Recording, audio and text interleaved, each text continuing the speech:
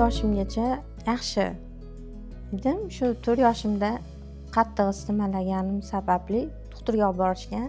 Bitta hamshira qizni mas'uliyatsizligi sababli noto'g'ri ukol oqibatida shu endi maktab yoshiga yetar chog'imda oyog'im qattiq og'rishni boshlagan. Keyin doktorga olib borishgan. Doktorlar yana noto'g'ri tashxis qo'yib, operatsiya qilishimiz kerak deyishgan. Ayni shu maktabga kirar chog'imda operatsiya bo'ldim. Shu ukol sababli o'tirib qolib, qandaydir tushkun holat paydo bo'ldi menda.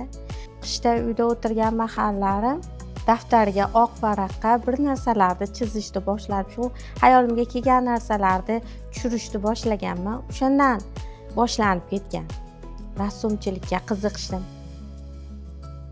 Katta bo'lsang kim bo'lasan deb o'qituvchilar so'rasa, o'qituvchi bo'laman derdim o'sha payt. Tasviriy san'atdan dars beraman hali derdim, lekin qiziqib. O'shanda hali bo'lamanmi, yo'qmi degan xayolim bor edi menda. Farg'ona viloyatidagi imkoniyat cheklangan shu kollejda o'qidim, 3 yil o'qidim. Tikuvchilik yo'nalishi bo'yicha, birinchi o'zim rassomchilik yo'nalishi bo'yicha o'qimoqchi bo'ldim, lekin u soha yo'qligi uchun tikuvchilikka topshirdim. Shu kollejni bitirganimdan keyin prezidentimiz imtiyoz yaratdi. Bizga rahmat, imtiyoz tufayli 2018-yili grant asosida o'qishga qabul qilindim. 4 yil universitetda tasviriy san'at va muhandislik grafikasida tahsil oldim. Va 2022-yili maktabga direktorimiz o'zi ishga oldi. Tasviriy san'at yo'nalishi bo'yicha. Hozir tasviriy san'at yo'nalishi bo'yicha bolalarga bilim berib kelaman.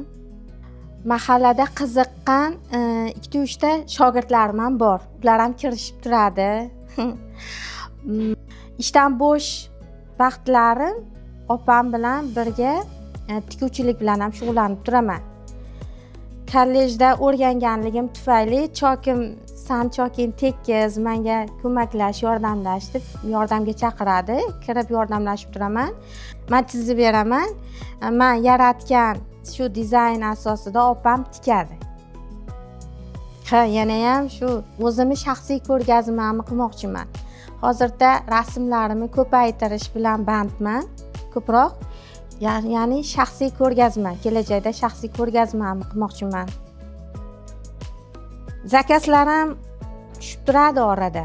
Maktabdan, boshqa bir nimalardan portretlar chizib bering deydi. Shu o'qishga oid nimalar chizib bering deb ko'p zakazlarim berib turishadi orada. Ular bilan ham shug'ullanib turaman. 5 yoshimgacha o'zim hamma qatori yaxshi, sog'lom o'sib, rivojlanib, nima qilayotgandim. Keyin 5 yoshimdan keyin o'sha baxtsiz hodisa bo'lib, yiqilib tushganman. Jarrohlik operatsiyasini o'tkazdim yana o'sha oyoq orqali. O'qimadim. O'sha mahallamizdagi Hamida opa keyin aytganki, kelib, qizim siz baribir tushkunlikdasiz. Hozir men sizni 1-2 ko'rdim. O'rtoqlaringiz o'sha o'ynayotgan bir paytda siz qarab turibsiz. Endi baribir sizda ham o'sha narsa bo'ladi. Kimgadir hissam tegsin, kimdir menga niqa qilsin degan narsa bo'ladi. Menga agar imkoningiz bo'lsa, menga boring, men sizga tikuvchilikni o'rgataman. Qiziqasizmi deganda, qiziqaman shu sohaga desam, boring dedi. Keyin onam meni kalaska aravachada keyin olib borardi, keyin uyiga olib borib, keyin o'sha yerda o'rgandim. Tikuvchilikda ustozim rosa xursand bo'lardi. Birinchi singlimga ko'ylakcha tikkanman, o'zim ham xursand bo'lganman. Qolib ketmasligi uchun o'sha ustozimning nimasi bilan, maslahatlari bilan o'quv kurslariga bordim. Hunarimni yana ham o'zimni o'sha ustozlarga ko'rsatib, ustozlarni nimasiga tushdim nazariga. Ular ham keyin bor nimalarini, keyin sir asrorlarini o'rgatishdi keyin. Bilishdi qolyapman-da, hozir shuncha bilaman, shuncha nimam bo'lsa ham haligi to'xtab qolish yo'q, yana ham o'rganishni qolib, yana ham izlanishni xohlayman. Siz mani tikyapsiz, qizimni shogirdlikka oling, mana shu soha bo'yicha o'rgating. Keyin ustozim ham aytdiki, bu nimani bir ilmni o'rgatish, bir hunarni o'rgatish bir farz. O'shaning uchun iloji boricha o'rgating. O'zingizni bilimingiz o'zingizda qolib ketmasin. Bilimlarimni, nimalarimni, kelgan hunarlarimni o'sha qizlarga o'rgataman. O'rgatib, o'sha kelgan qizlarni shogirdlikka oldim. Hozirgi kunda, hozirgi mana shu paytgacha naqa qilsam 200 tacha shogird chiqarganman.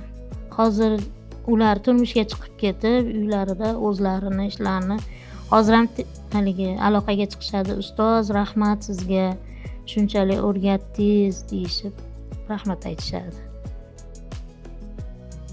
Avvalo prezidentimizga rahmat. Shunchalik bizni nazardan qoldirmagan. Bizni o'ylab, o'sha hamma shart-sharoitlarni yaratib berganligi uchun birinchi o'rinda prezidentimizga rahmat aytaman. Hali ko'p maqsadim. Hozirgi kunda 10 tadan oshiq ishchim bor. Yana ham ishchilarimni ko'paytirish maqsadi. Xudo xolasa shu o'zimni soham bo'yicha o'zimni shaxsiy brendimni Xudo xolasa dunyoga taratish maqsadim.